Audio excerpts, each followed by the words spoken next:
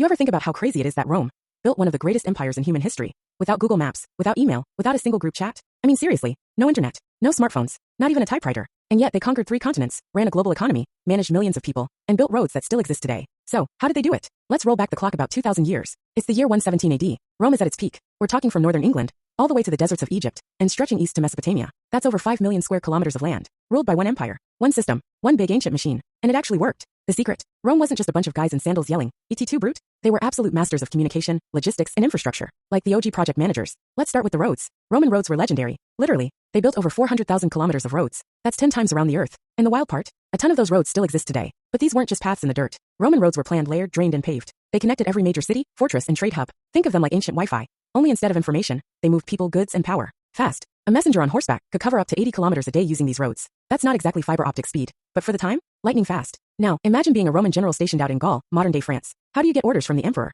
How do you send battle reports back to Rome? Well, meet the Cursus Publicus. It was basically the Roman postal service. But this wasn't just one sweaty guy running around with a scroll. Oh no, this was a whole system of relay stations, fresh horses, and trained couriers. Messages moved like a relay race, one rider handing it off to the next non-stop. Boom. Communication. No Wi-Fi required. But infrastructure was just one piece of the puzzle. Rome also understood the power of standardization. They had a common currency, common measurements, a shared language, Latin. They even had standardized bricks, for real. When you control an empire this size, you can't afford to have everyone doing their own thing. So they made systems that scaled. Even Roman law was standardized. If you lived in Egypt or Spain, the rules were the same. Imagine being in charge of millions of people, and somehow getting them to mostly follow the same legal code. That's empire-level coordination. And speaking of coordination, let's talk military. The Roman army was more than just brute force. These guys had discipline, structure, and get this, they built forts and roads wherever they went. It wasn't just about winning battles. It was about building a permanent presence. Every new territory was locked into the empire like a puzzle piece. No texts, no drones, just sheer organization and strategic planning. But here's where it gets even crazier. Rome also had what we'd now call content distribution.